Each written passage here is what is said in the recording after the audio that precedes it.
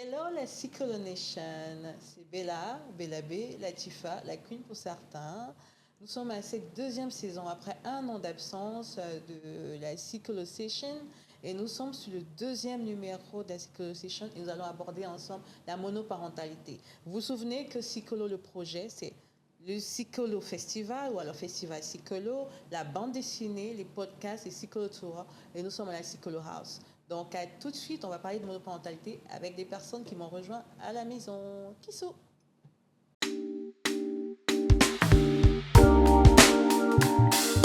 Alors, vous vous souvenez que nous parlions déjà de la bande dessinée Cyclo il y a quelques temps.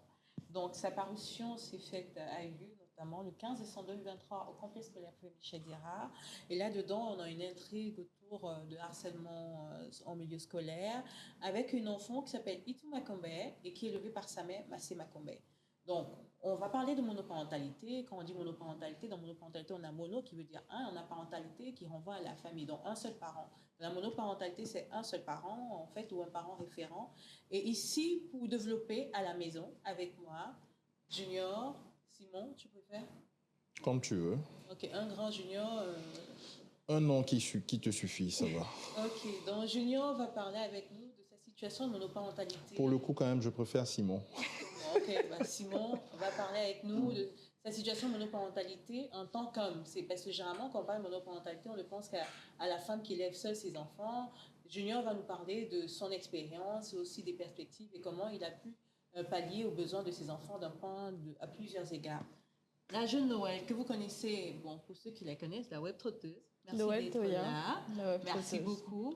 Elle aussi va nous parler de sa situation de monoparentalité un peu particulière qui va nous amener à parler certainement un peu des causes, d'une des causes de monoparentalité. Et c'est son expérience. On ne va pas creuser dedans, mais en fait, vous savez que sur Psycholo, on s'instruit autrement et on espère que vous apprendrez énormément. Et puis, on a Aude. C'est drôle parce que Aude, elle est psychologue. Exact. Elle est parent. Et elle a aussi un côté très religieux. Elle accompagne les familles. Et elle est conceptrice de ce jeu qui s'appelle How, qui aide les familles. Mais généralement, quand on parle de famille, effectivement, tout le monde entend papa, maman. Et avec Aude, on va parler de trauma d'un point de vue scientifique et aussi d'un point de vue contextuel. Donc, sans plus tarder, Noël, c'est toi qui es à côté de moi, donc on va commencer. Il faut nous raconter. Donc, comme ça, la monoparentalité, tu connais? Je conteste. Priorité aux hommes. Il faut faire un équilibre. D'accord. Un peu de galanterie, ça fait pas de mal. Merci. Alors, qu'est-ce que tu souhaites savoir? Bon, je sais que tu es maman. Oui. Tu es jeune maman. Oui. Tu as été relativement jeune quand tu étais maman. Oui, j'étais adolescente. Ah, d'accord. On va pas dire quand. On va pas dire quand tu as ouvert le robinet. On va pas dire quand j'ai ouvert le robinet, mais dans tous les cas, j'étais adolescente, donc très jeune maman. D'accord. Et aujourd'hui, comment tu te sens? Tu es toujours jeune maman, hein? Oui, aujourd'hui, je suis toujours jeune maman de 26 ans. Et voilà, mais je le vis très très bien aujourd'hui. Et est-ce que tu peux partager une partie de cette vie? Parce que je sais qu'il y a des petites filles aujourd'hui qui vont à l'école en uniforme et qui sont enceintes et qui vont certainement passer par ton expérience. Qu'est-ce que tu peux leur dire? Est-ce que tu peux me dire ce qui s'est passé dans ton cas, brièvement, hein? On ne veut pas soulever des couleurs. Alors, dans mon cas, jeune maman, parce que déjà, comme je l'ai dit, j'étais encore adolescente à cette époque et aussi élève. Donc, tout à l'heure, tu parlais de tenue scolaire. Moi, j'ai vécu ma grossesse en étant majoritairement en tenue scolaire. Parce que lorsque j'ai accouché, j'étais encore sur les bancs de l'école. J'étais d'ailleurs en classe examen, mais heureusement, tout s'est très bien passé. C'était difficile déjà dans la mesure où j'ai appris ma grossesse avec un peu de retard, plusieurs mois après le début de la grossesse. Et donc déjà pour cette j'ai déjà eu du mal moi-même à l'accepter premièrement, et ensuite une fois que je l'ai su, il a fallu le faire comprendre ou accepter aux parents. Après moi j'ai eu l'avantage aussi de me faire aider d'aînés à l'époque, de mes grandes sœurs notamment, qui m'ont en fait accompagnée vers ce processus de compréhension auprès des parents. Donc c'était difficile déjà au niveau de la famille, mais ensuite au niveau de tout ce qui est cadre scolaire, parce qu'il y avait le regard des camarades à l'école, des professeurs qui tout de suite vont te juger, ou même des passants dans la rue, parce que tout de suite quand on voit une jeune fille en tenue scolaire avec sa jupe jusqu'ici et un petit bidon qui déborde, on peut tout de suite avoir des regards un peu jugeants. Mais j'ai quand même su faire preuve de beaucoup de force mentale à l'époque, déjà par rapport à moi, mais comme je l'ai dit aussi parce que j'avais un certain soutien de la part de mes proches. Et aujourd'hui, Voilà. ta relation avec ta fille, c'est laquelle? Très fusionnelle aujourd'hui. Ça nous a pris un peu de temps parce que je pense qu'elle aussi, tout comme moi, je ne sais pas comment dire, je ne sais pas si tu peux m'aider, mais Elle ne savait pas que tu étais sa mère. elle ne savait pas au début que j'étais sa mère. Moi-même, déjà, j'ai eu du mal à accepter que j'étais une mère. Donc, je pense que j'ai peut-être transmis ça aussi d'une certaine manière à mon enfant. Mais aujourd'hui, fort heureusement, nous sommes très proches. On arrive à échanger et à échanger verbalement et physiquement aussi à travers des gestes d'amour, etc. Ce que je sais, c'est que dans ton parcours scolaire, tu as été une élève très brillante. Tu es une femme très brillante, une sorte de rôle modèle. Moi, je ne t'invite pas ici parce que tu es une influenceuse. Je préfère parler d'impact. J'aime beaucoup parler d'impact, like impact your community. Et tu vois, donc pour moi, tu es une impacteuse. Et j'ai l'impression que ce tournant de ta vie ne t'a pas empêché d'avancer. Aujourd'hui, ta situation de monoparentalité, en réalité, c'est que tu pourvois financièrement dans la vie de ta fille, mais elle est, depuis quelques années, sous la responsabilité d'un autre référent maternel. Ma mère, c'est ça. Oui, parce que ton papa, il est décédé. Oui. Donc, dans un cas comme dans l'autre, tu as fait un transfert de monoparentalité à mamie et tout. Dans tous les cas, pendant un certain temps, la petite a eu pour référent mamie. Elle t'a d'abord eu toi, ensuite elle a eu mamie, et maintenant toi seule. Et j'ai envie de demander, et le petit papa? Parce que je pense qu'il était jeune aussi. Oui, il était jeune aussi. Hein. On a à peine 3-4 ans d'écart environ. Donc il était très jeune aussi. Après, bon, on dit souvent que les femmes ont une certaine maturité, ou en tout cas une certaine longueur d'avance en termes de maturité par rapport aux hommes. Donc je pense que moi... Simon, c'est vrai? C'est discutable, mais dans les faits, c'est vrai. Ah, bah voilà. C'est discutable, mais dans les faits, c'est vrai. Il admet. Dans les faits. Généralement, mais c'est discutable. Après, je globalise pas, mais bon, c'est souvent le cas. Après, Simon discute toujours de tout. Hein. Donc... Pas nécessairement. Il faut pas adopter la posture de receveur pour tout et tout. Il faut bien qu'il y ait une remise en cause afin de faire avancer, évoluer le débat. Voilà. Et c'est ça qui m'amène aussi un peu rapidement à toi, Simon, parce que autant elle a été en situation de monoparentalité parce que c'était une précocité, et elle est femme. Toi, homme, en situation de monoparentalité, c'est pas souvent que ça coule les rues. C'est quoi ton format, toi? Ou alors, est-ce que c'est encore le cas aujourd'hui? Mais si c'est plus le cas, quand ça a été le cas, comment ça s'est passé dans ta vie? Comment tu t'es sentie? Alors, je suis devenu papa, j'avais 19 ans. On n'est pas suffisamment préparé. C'était pas une décision maîtrisée. Une seconde fois, je suis devenu papa, mais dans un cadre, entre guillemets, maîtrisé, mais qui n'a pas débouché sur mes aspirations profondes, notamment le mariage. La structure familiale. Voilà, la structure familiale idéale, voilà. Et donc, je me retrouve à cette période-là avec 2 enfants qui sont donc sans maman. Donc 2 enfants issus de 2 mamans différentes, auxquels il faut expliquer un peu, j'ai envie de dire, cette irrégularité de la vie, parce que tout enfant rêve un peu dans son schéma de voir papa, maman, et très vite ils en sont affectés à l'école, parce que ce sont eux qui n'ont pas les 2 parents, ou alors les 2 parents viennent à des moments différents, voilà, et c'est un peu lourd. Donc, je pense dans mon cas qu'il y a eu une grosse impréparation à plusieurs étages. Hein. J'entends au niveau familial où on ne nous a pas appris ce que c'est que l'amour.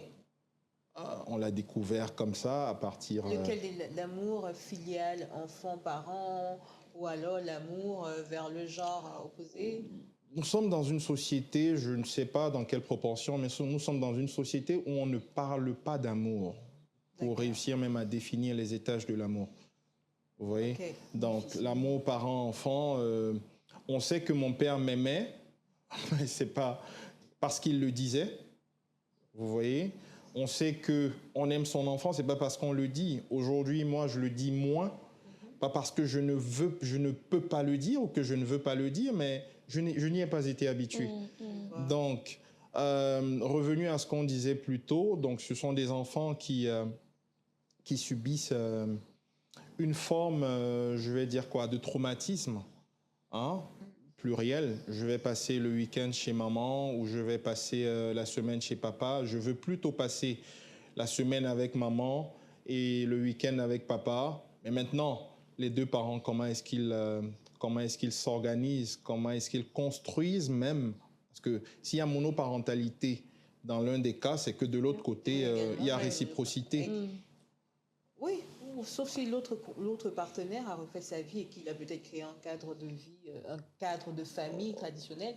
On sera peut-être avec Aude sur la famille recomposée, mais il y aura... C'est pas toujours, moi je pense, bon, je ne l'ai pas dit, moi je suis en situation de famille monoparentale.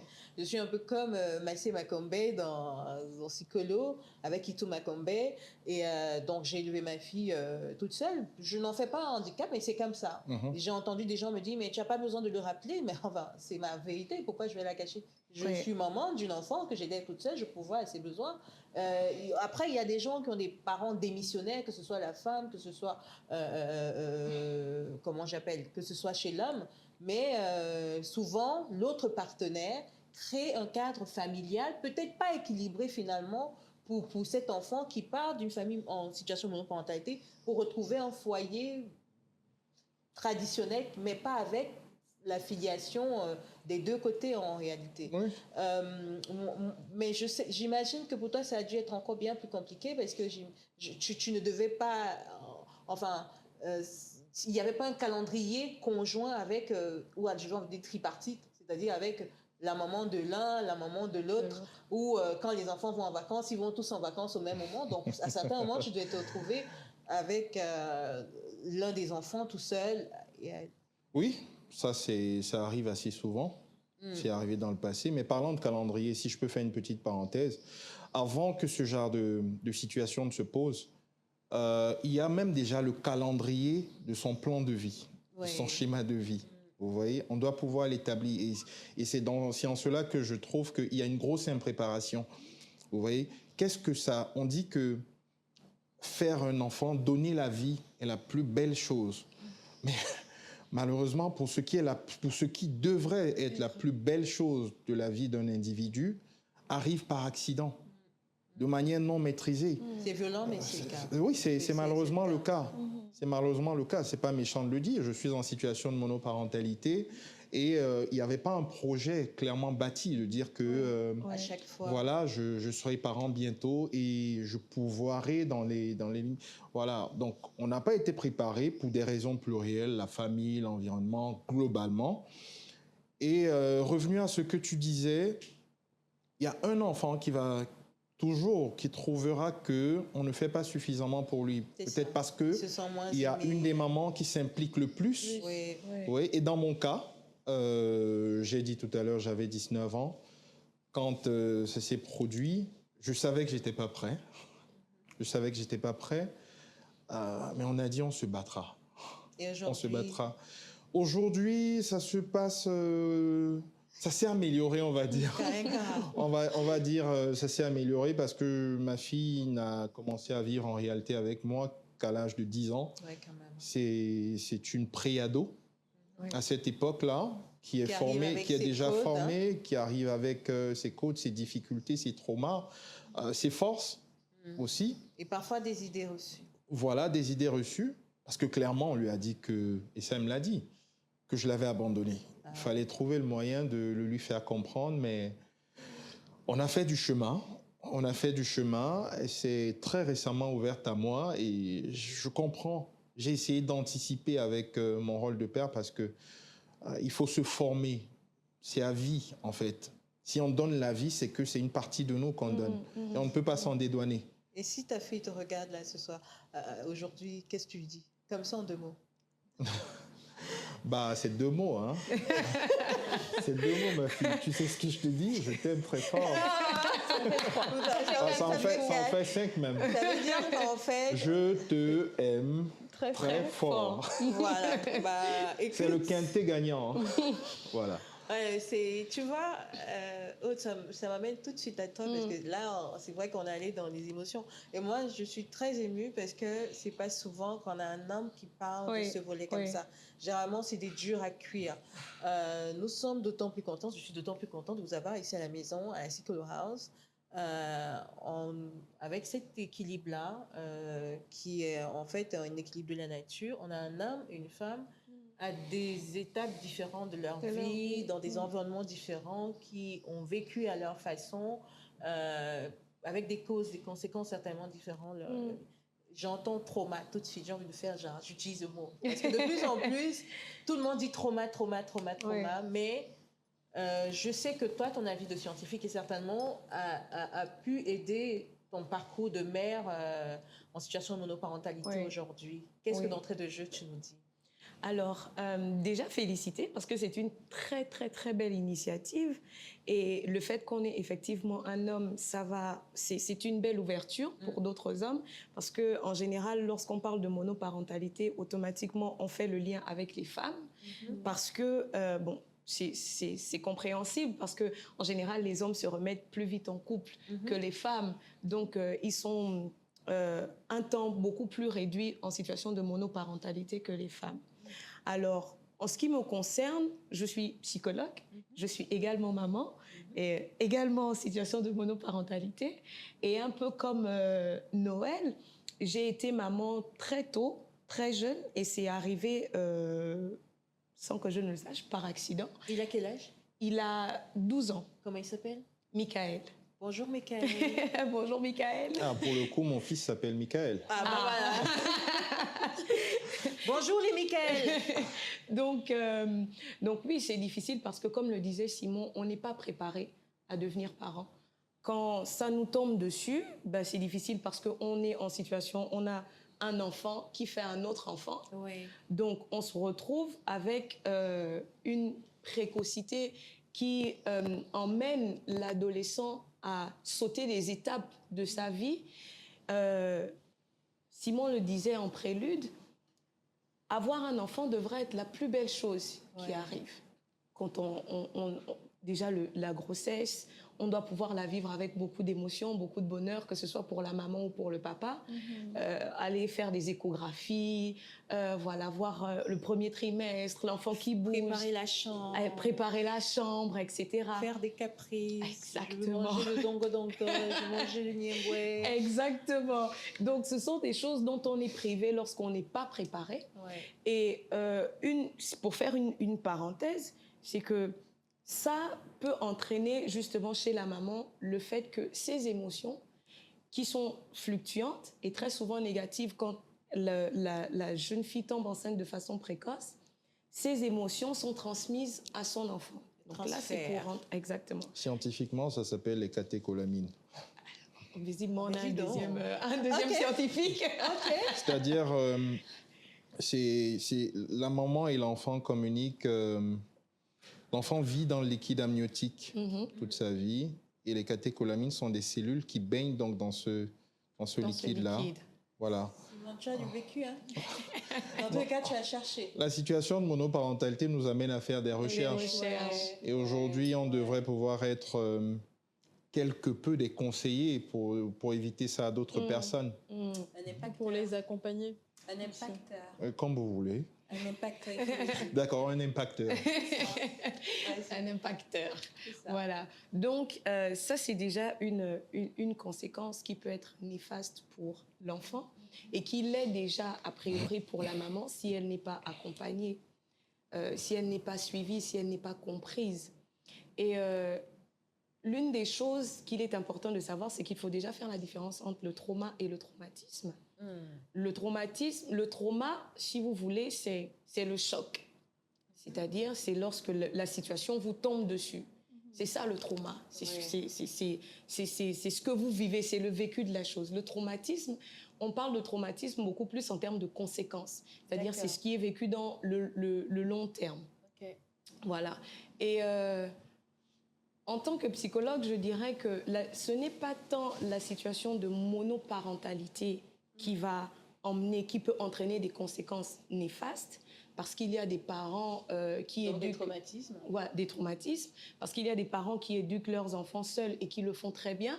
Les enfants réussissent, se développent de façon saine, sont d'excellents élèves. Donc, ce n'est pas tant la situation de monoparentalité, mais plutôt, je dirais,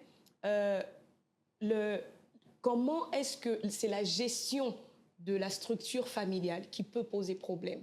Okay.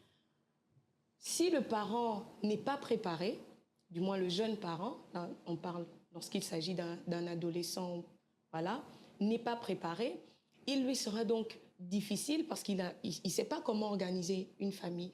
On ne lui a pas appris à s'occuper d'un enfant, parce que quand on tombe enceinte très jeune, automatiquement, on ne pense pas à l'avenir de son enfant. On ne se pose pas de questions sur comment est-ce qu'on va faire pour payer ses études, comment est-ce que je vais faire pour le vêtir, pour le nourrir, pour le laver, etc.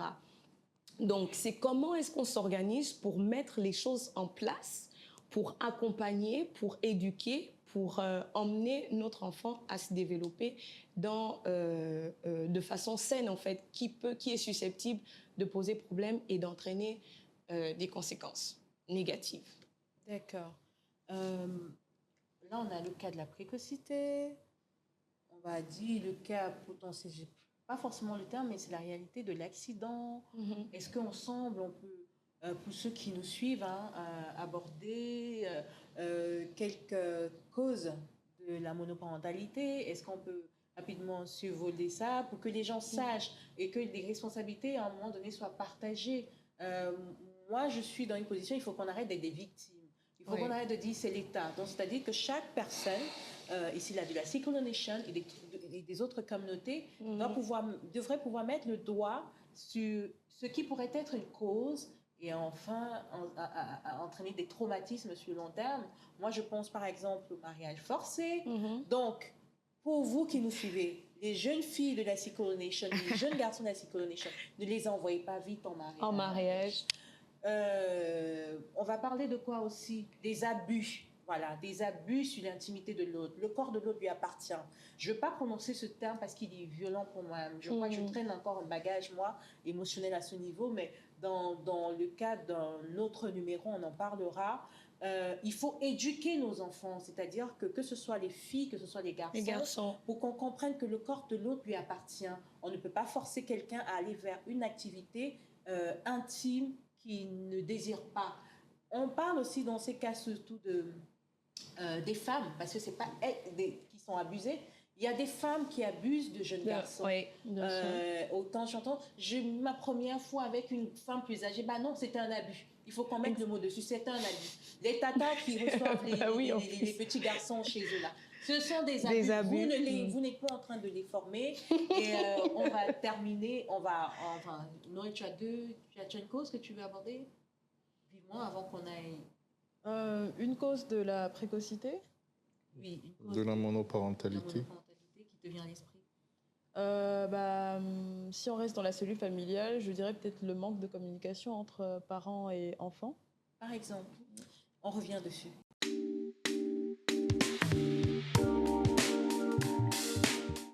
Nous étions vraiment lancés, que ce soit Simon, que ce soit Aude, que ce soit Noël, on ne pouvait pas avoir un panel mieux que celui-là. Donc, nous étions en train de parler déjà de certaines causes. On a parlé des abus et on a insisté sur les tatas. Ils ont compris. Les tatas et les petits garçons, là, ils ont compris. Les petits garçons et les petites filles, ils ont compris. C'est important. Moi, j'ai envie de parler aussi des mariages forcés. J'ai envie de parler des gourous, en fait, les leaders traditionnels. Parce qu'aujourd'hui, même, c'est à l'église aussi qu'on a des abus. C'est dans les religions. Je n'indexe personne. Vraiment, j'insiste là-dessus. Il y a quoi d'autre qui te vient à l'esprit? Je parlais de communication parents-enfants. Voilà, il faut suffisamment... les tabous aujourd'hui, ce qu'on ne veut pas dire à l'enfant à la maison, Internet le lui dit. Exactement. Simon, qu'est-ce qui te vient à l'esprit? C'est l'absence de communication, notamment l'éducation même. Éducation sexuelle, voilà. Je dirais. Voilà. Parce qu'aujourd'hui, comme tu le disais, les enfants sont ouverts à toutes sortes de choses. Internet, ils trouvent tout et n'importe quoi. Et donc, il est préférable de leur apprendre, de leur enseigner ces choses-là à la maison par des personnes en qui ils ont confiance, plutôt qu'ils aillent découvrir ça à l'extérieur. Donc, moi, je dirais que l'une des causes de la monoparentalité, c'est le fait que les enfants ne soient pas informés, éduqués en ce qui concerne la sexualité. Et aussi, même, il y a des, comment j'appelle, il y a le divorce aussi qui intervient, il y a la séparation des conjoints. Oui. On peut être en situation de monoparentalité par le décès. Oui. Il y a de ça aussi. Ça peut être pour des raisons, j'en le dis, professionnelles. Ça peut être pour des barrières, comment je veux dire, traditionnelles, culturelles, ainsi de suite. Donc, c'est un pas vers l'autre pour que le fléau, dans une certaine mesure, si on considère ça comme tel, ne perdure pas. Maintenant que nous avons pu mettre le doigt Pardon, si tu permets. Je permets. Est-ce qu'on a une idée des chiffres, que ce soit au Gabon ou en Afrique, en général, sur le nombre de grossesses précoces et la tranche d'âge la plus touchée? J'avoue que pour ce travail-là, on va laisser la Seco Nation. Ils vont pas juste, on va bien. pas tout mâcher. Oui, ils vont aller faire leurs recherches. Et on va continuer à débattre parce que ça s'arrête pas là. On a un petit temps. Mais c'était vraiment de mettre le doigt sur le problème. Comme je disais, pour ceux qui n'ont pas encore lu Psycholo, le tome 1, Je suis une belle métisse, il faut rappeler que c'est une bande dessinée qui a été préfacée par Laure Descomindon.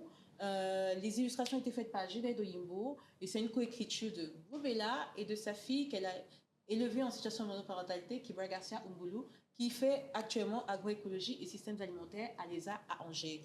Donc, c'est Itou Makombe dans le livre qui est la jeune qui a été élevée en situation de monoparentalité et sa maman, c'est Massé Makombe. Donc, achetez le livre, lisez-le. Il y a beaucoup de thématiques qu'on va aborder tout autour avant de chuter sur les solutions.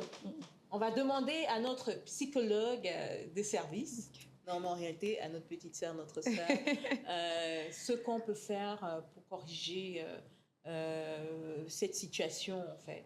Alors, comme je le disais, c'est déjà important d'être ouvert en tant que parent au XXIe siècle. Je déconseillerais aux parents d'avoir des sujets tabous.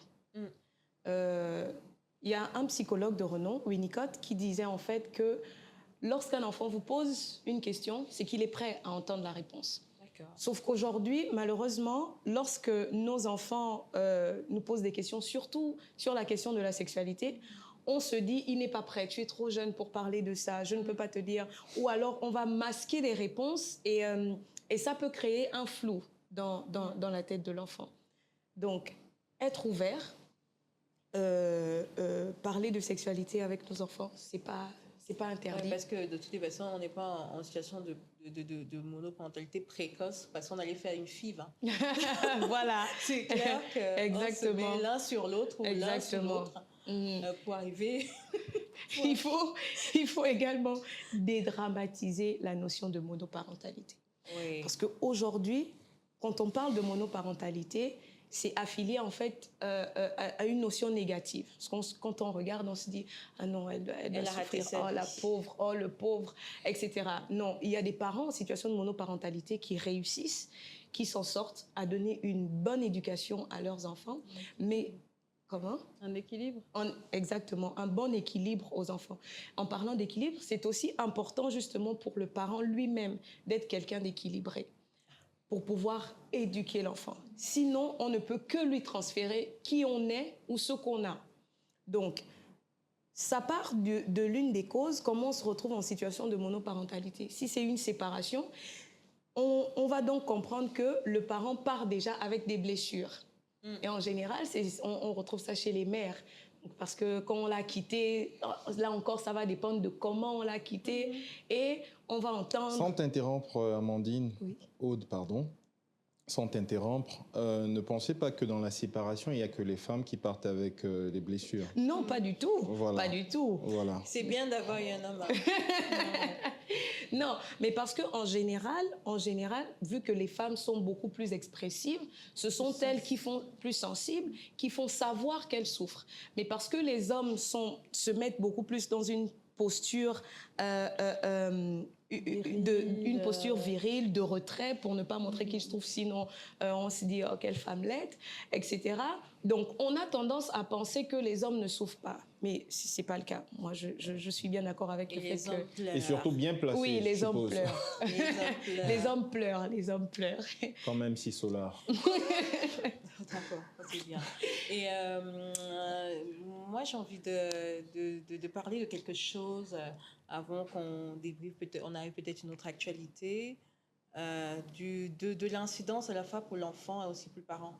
Des cas pratiques. Dans mon cas, ma fille m'a laissé entendre que je la surprotégeais.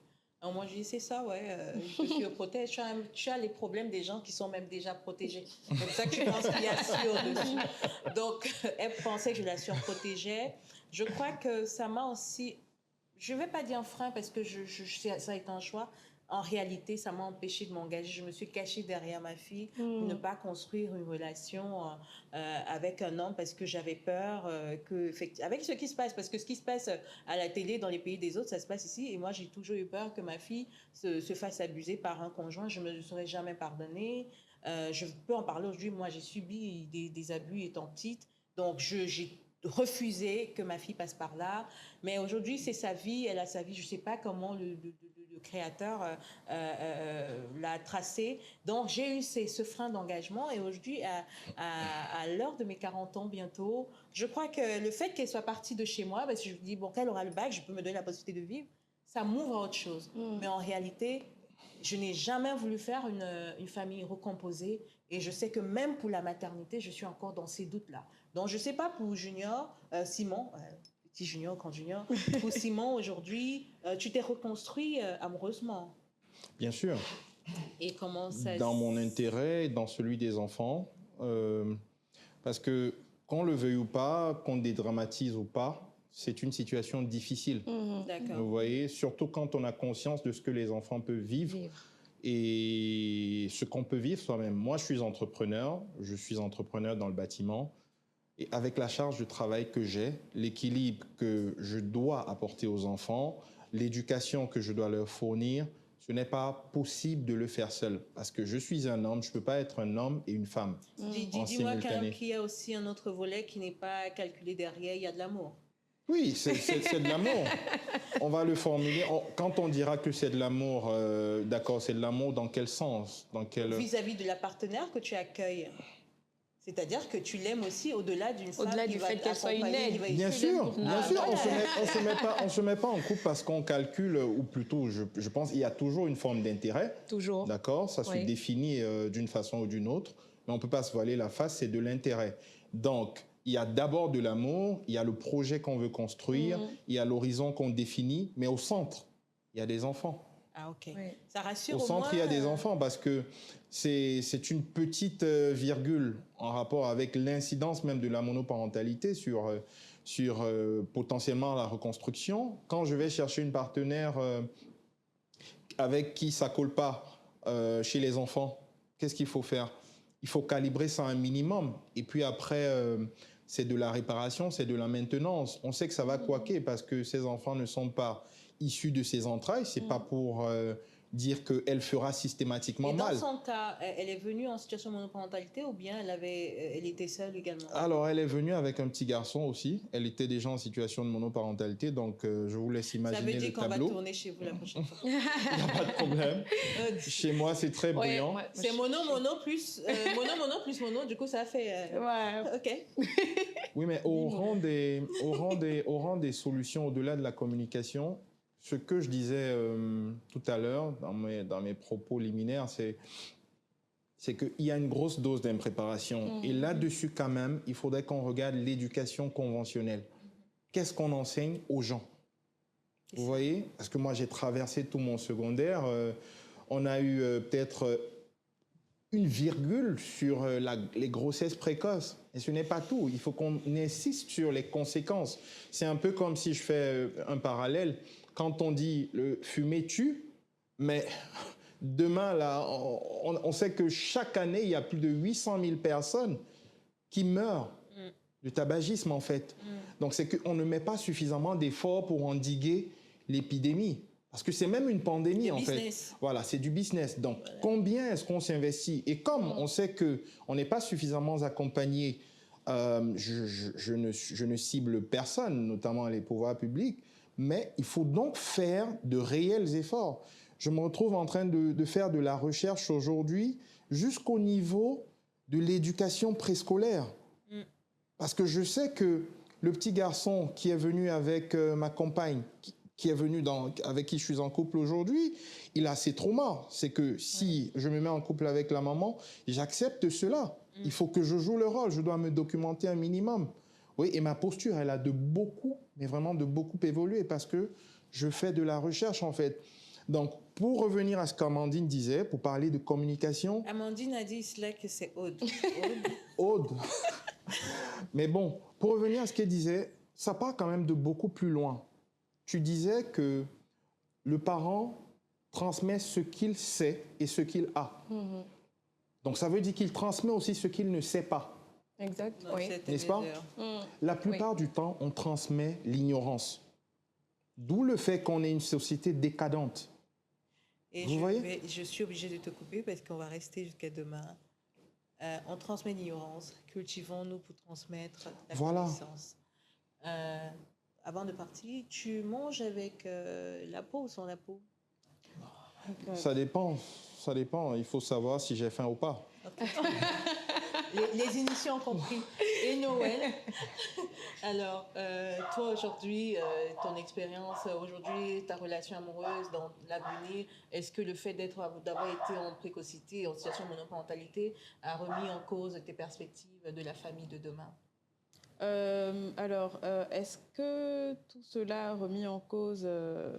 pour répondre à ta question directement, oui. Je te dirais oui. Déjà, le fait d'avoir été précocement mère fait que j'ai appris de mes erreurs et je ne veux plus reproduire... j'ai pas forcément envie d'employer le terme d'erreur parce que parler d'erreur... c'est comme si tu mettais en cause l'existence de la petite.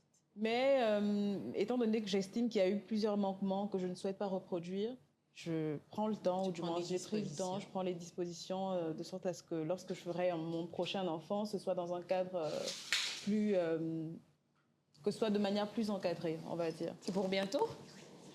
Disons que pour l'instant, je suis plus dans une recherche d'accomplissement Elle va professionnel répondre hors caméra parce que moi, je ne veux pas que son conjoint dise que c'est à cause de psycholo session que, bah voilà, elle est venue. Non.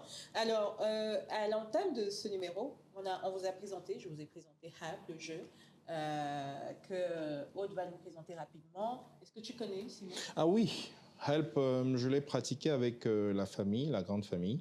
D'accord. Et ça nous a aidé à mettre les doigts sur des épisodes entre guillemets banaux, c'est ça? Banaux, oui. Banaux. Bon, des oui. épisodes. Voilà. Dans une banalité que j'avais banalisé, mais voilà. combien ça va affecter? Parce que je crois que dans l'une des cartes, quel est ton souvenir le plus douloureux? Ne spoilez pas le truc. Et quand... Non, plutôt c'est une invitation. Non, on va jouer. Quel est ton souvenir le plus douloureux? Et puis Michael, qui est l'homonyme de ton fils, m'a servi quelque chose. Oh là là. Oui. Et il était larmoyant en répondant à la question. Et voilà. Donc le jeu, franchement, c'est une très belle thérapie familiale. Oui. Pourquoi tu mets la salive à la bouche et puis finalement, c'était quoi la réponse? La réponse, je ne dirais pas. Enfin. C'est une invitation à jouer. Noël, toi, tu connaissais? Non, je ne connaissais pas, mais j'ai découvert tout à l'heure et j'ai hâte de tester. Ok, il faut en plus, ouvrir c'est et du nous Made in expliquer ce Gabon. que c'est. Alors, déjà, Help est un jeu de cartes. Help qui veut dire comme aider? Aider, Ok, exactement. ok. C'est un jeu de cartes qui est destiné aux familles. Et l'objectif derrière ce jeu, en fait, c'est de permettre aux familles d'abord d'être réunies, d'être ensemble, de favoriser la communication. Parce que clairement, en Afrique surtout, il y a un problème de communication entre les parents et les enfants. Ou plutôt, je dirais, un problème de bonne ou de mauvaise communication. Mais c'est aussi de permettre aux parents, tout comme aux enfants, d'apprendre à se connaître. Parce que comme Simon l'a dit tout à l'heure, il y a des choses qui sont susceptibles de passer inaperçues, mais qui comptent pour notre enfant, mais qu'on n'a pas su voir ou qu'on n'a pas su lire. Et c'est parfois à travers les questions, fois, c'est à travers des questions qu'on peut avoir des réponses. Et donc, j'ai choisi d'aider les parents et les enfants à le faire, mais de façon ludique. D'accord. Donc, Help le jeu, et c'est une thérapie familiale. C'est une ouverture à la thérapie, parce que beaucoup de personnes ont du mal à aller vers des psychologues. Donc, on emmène le psychologue à vous, à la maison, à travers ce jeu. Et c'est un jeu de questions avec des cartes joker, etc. Et l'une des questions qui revient très souvent, qui va sembler banale, qui est, je ne vais pas spolier, hein, on va tirer pour voir. Voilà, c'est la question pourquoi est-ce que je t'aime? Si je te demande là tout de suite, pourquoi est-ce que tu aimes ta fille? Parce que c'est ma plus belle œuvre d'art. C'est indiscutable. Donc, c'est une question en général à laquelle on pense avoir la réponse de facto, mais qui, lorsqu'on y est confronté, ben, on se met à réfléchir. Voilà, on se met à réfléchir. Et donc, ça permet de repositionner les parents, mais aussi de repositionner les enfants. Voilà. Donc, vraiment, c'est pas parce que j'en suis l'auteur, mais je vous le conseille. Ça coûte combien? Il est à 10 000 francs. 10 000 francs, où est-ce qu'il est disponible? Alors, pour l'instant, il est disponible en ligne. Donc, vous pouvez nous contacter sur le 076 52 56 69. Il y a même une notice. J'ai eu peur de dire ça parce que j'ai pensé aux médicaments et tout. Et une notice d'emploi ou notice. Voilà, il est disponible auprès de Aude. Oui. Ok, elle a communiqué son numéro de téléphone. Et vous savez aussi la web trotteuse, qui est notre touriste ou alors touriste explorer. Promotrice touristique, créatrice de contenu touristique et avant tout communicante. Voilà, et le parallèle que nous on a trouvé, on se posait la question comment Help peut être utilisé aussi dans le cadre de ces missions. On pense que quand les familles vont ensemble, comme Aude disait, c'est pour se retrouver. Effectivement, il y a cette possibilité de passer du temps avec. C'est dommage, excuse-moi de te couper, c'est dommage. Si j'avais connu Help lors de la caravane touristique, étant donné qu'on avait des familles qui sont venues participer notamment à des campings et autres, je pense que ça aurait été très intéressant de pouvoir il n'est pas tard. avoir comme il n'est pas tard parce qu'il y aura bien sûr de prochaines éditions. Il y a Noël qui arrive là. Hein? Exactement, voilà. Il y a Noël qui arrive. C'est un très bon exemple de cadeau. Remplacer les appareils connectés sous les sapins par des livres, par des œuvres de l'esprit comme ça, qui changent et qui peuvent changer qui reconnectent surtout. Voilà. Et Simon, pour ceux qui ne le connaissent pas, Simon nous a accompagnés dans le premier numéro le premier tome de Psychologue, je suis une belle métisse. À la page très exactement, je vais te laisser partager. Je suis reconnaissant de ces partenaires qui nous accompagnent. Donc, il nous a accompagnés à la page 31. Vous verrez le rond-point de la démocratie et là-dedans, il y a le panneau avec Orion. Orion, dont Simon est le CEO and founder. Il construit des maisons. Pendant qu'on y est, vous pouvez chercher Orion BTP sur Facebook, Instagram. Voilà, et vous verrez nos réalisations. Voilà, donc cela dit, on va essayer. Bon, du coup, qui est papa, qui est maman? Enfin, je troll. Ah, il n'y a pas papa, il n'y a pas maman. Il y a papa. Ça se joue. Non, il y a papa. Simon bon, du coup, je suis le papa, je suis le seul. Dans la famille psycholocation de cet épisode, on a le père Simon, la mère Aude. Non, pour le coup, c'est toi la maman. Non, oui, j'ai 12 ans. On a le père Simon, la mère Aude, la grande sœur Noël et la petite dernière. Allez, je vous donne comme ça 2 cartes. Non, ça c'est à la pioche, c'est pas, ça se distribue pas. Donc je tire une carte. Bah, papa emboîter le pas. Parmi ces 3 choses, l'amour, l'argent, la famille, quelle est pour toi la plus importante et pourquoi? Pour moi, c'est la famille, parce que la famille peut construire l'amour est le cadre idéal ou par excellence dans lequel s'exprime l'amour, et la famille peut construire l'argent. Même si c'est une famille monoparentale. Voilà. Exactement. D'ailleurs. Alors, à mon tour. Bon, déjà, le principe, c'est qu'on divise. Voilà. Okay. Dis à haute voix quelle est ta couleur préférée. Maintenant, fais un câlin à toute personne qui a un vêtement de cette couleur. Alors, moi, ma couleur préférée, c'est le marron. Mais bon... Regarde ça, c'est vers le marron. Ça tend plus vers l'orange, mais bon. Alors, vraiment, pour rappeler très rapidement que ce n'est pas qu'un jeu, comme je disais, c'est une thérapie. Ça permet aussi aux parents de mettre le doigt sur les blessures, les mauvais souvenirs, mais aussi d'apprendre à se connaître. Mais exprimer même de la joie.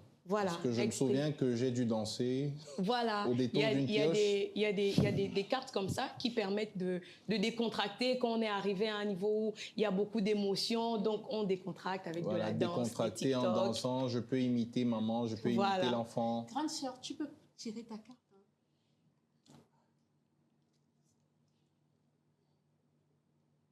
Faisons un TikTok. Ce sera certainement pour la prochaine édition. Certainement pour la prochaine édition. Ok, on va tourner le TikTok hors caméra. Voilà. Et la petite dernière, 12 ans. Non. Bah, les derniers Ça, font c'est tricherie Pro Max. Alors, Dans ce cas, je retire une autre carte. je suis la petite dernière. Si je pouvais être un super-héros, qui est-ce que je serais? Pourquoi? Si je pouvais être une super-héroïne, je serais tout simplement Latifa Bella. Parce que je suis qui je suis pas une pâle copie. Et tout simplement. C'est sur qui je suis que nous allons terminer ce numéro. Non, mais attends, Latifa, attends. Juste un instant. Cette carte est importante. Pourquoi?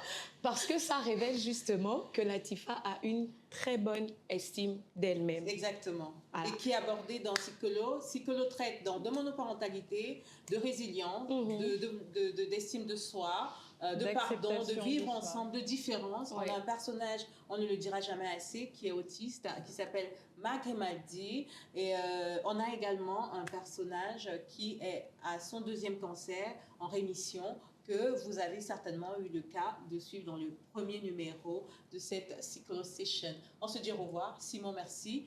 Aude, merci. Merci Ma grande à toi. sœur, Noël, merci. Merci, ma petite sœur. Au revoir. Et on va Au revoir. dire Psycholo Session. Psycholo Session.